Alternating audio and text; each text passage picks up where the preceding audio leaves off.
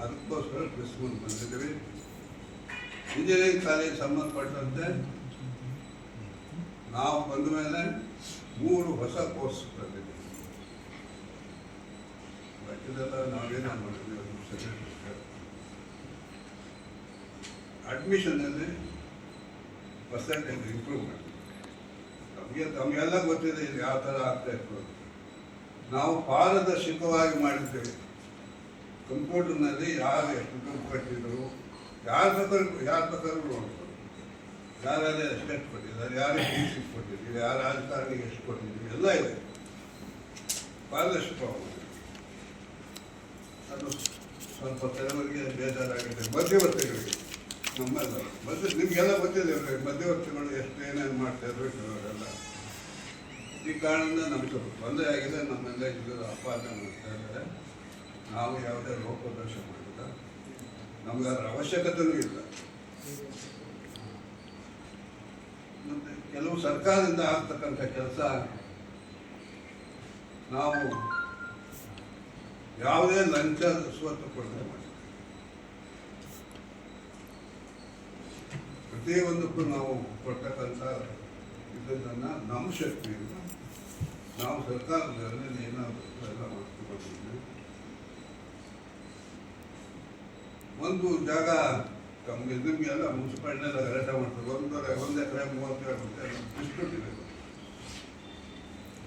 ಅದ್ರ ಬಗ್ಗೆ ನಾವು ಕೃಷ್ಣ ಬೈರೇಗೌಡರ ಹತ್ರ ನಾವು ಹೇಳ್ಬಾರ್ದು. ಅವರು ನನಗೆ ಕೆಲವು ಕಡೆಯಿಂದ ನನಗೆ ಗೊತ್ತ ಸಂಬಂಧ.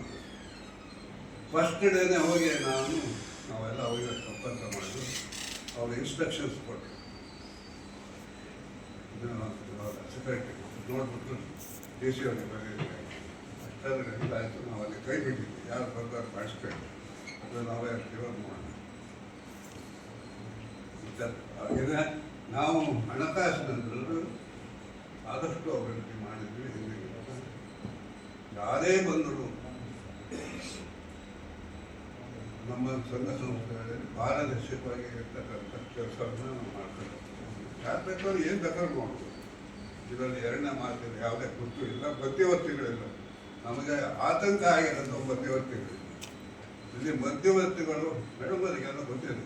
ಮಧ್ಯವರ್ತಿಗಳು ಏನು ಹೊಡಿತಾ ಇದ್ರು, ಎಷ್ಟು ಸಂಪಾದನೆ ಮಾಡ್ತಾ ಇದ್ರು, ಅದನ್ನು ನಾವು ತಡೆಗಟ್ಟಿದ್ವಿ. ಅದರಿಂದ ನಮಗೆ ತೊಂದರೆ ಆಗಿದೆ ನಮ್ಮ ಆಡಳಿತ. ಅಂದರೆ ಈಗ ಕೆಲವರು ನಮಗೆ ಅವ್ರ ಕಡೆಯೂ ನಮಗೆ ಇಂಡೈರೆಕ್ಟಾಗಿ ಮಾಡ್ಕೊಂಡು ಹೋದೇನೋ ಅಭಿಪ್ರಾಯ ಅವ್ರಿಗೆಲ್ಲ ಇದೆ. ಆದರೂ ಸಹ ಒತ್ತಡಕ್ಕೆ ಇವತ್ತು ತೊಂದರೆ ಆಗ್ತದೆ. ನಾವು ಏನು ಕೆಲಸ ಮಾಡೋಕ್ಕಾಗ್ತಾ ಇಲ್ಲ. ನ್ಯಾಯಾಲಯದಲ್ಲಿರೋದ್ರಿಂದ ನಾವು ಮುಖ್ಯ ಮಾತಾಡೋದು ಅವಶ್ಯಕತೆ ಇಲ್ಲ. ಗುರುದೇವಂತ ಈ ಗುರುದೇವ್ ಇಷ್ಟಕ್ಕೆಲ್ಲ ಕಾರಣಕ್ಕೆ ಬಂದೇವೆ. ಅವರಿಗೆ ಅಮಿತ್ ಶಾ ಅಂದರೆ ನಾವು ಪಡಿಸೋಕ್ಕೆ ಆಗಲ್ಲ. ನಾನು ಇದನ್ನು ಇಲ್ಲಿನ ಚೇರ್ಮನ್ ಮುಂದೆನೇ ಹೇಳಿದೆ, ಸರ್ ಗೋಣಿ ಚೀಲ ಕಟ್ಟಿ ಕೊಟ್ಟರಲ್ಲೂ ಸೂಕ್ತ ಕೊಡ್ಸೋಕ್ಕಾಗಲ್ಲ. ಏನು ಮಾಡೋಣ? ಈ ಪರಿಸ್ಥಿತಿಯಲ್ಲಿ ಸಂಸ್ಥೆ ನಡೆಸೋದು ಕಷ್ಟ ಆಗಿದೆ.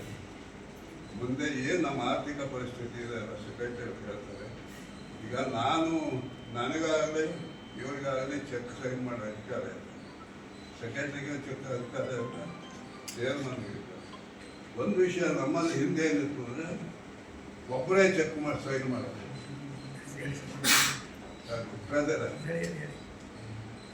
ನಾವು ಬಂದ ಬ್ರದರ್ ಕನ್ಸರ್ಟ್ ಪ್ರಿನ್ಸಿಪಾಲ್ಸ್, ಆ ಕಾಲೇಜಿನ principal brother joint signature it's compulsory.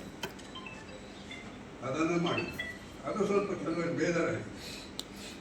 ಏಕೆಂದರೆ ನನ್ನ ಕಾಲೇಜಿನ ಪ್ರಿನ್ಸಿಪಾಲ್ರ ಜವಾಬ್ದಾರಿ. ಅವರು ಮತ್ತು ಬ್ರದರ್ ಜಾಯಿಂಟ್ ಸಿಗ್ನೇಚರ್ ಮಾಡಿದ್ವಿ. ಕೆಲವು ಸುಧಾರಣೆ ಮಾಡಿದ್ವಿ ನಾವು. ಅನೈತಿಕವಾಗಿ ನಮ್ಮನ್ನು ಕೆಲವರು ಘೋಷಣೆ ಮಾಡ್ತಾ ಇದ್ದಾರೆ. ಮನಸ್ಸಿನಲ್ಲಿ ನಮ್ಮ ಒಕ್ಕೂಟದ ಜನ ಬಹಳಷ್ಟು ಜನ ಇದ್ದಾರೆ.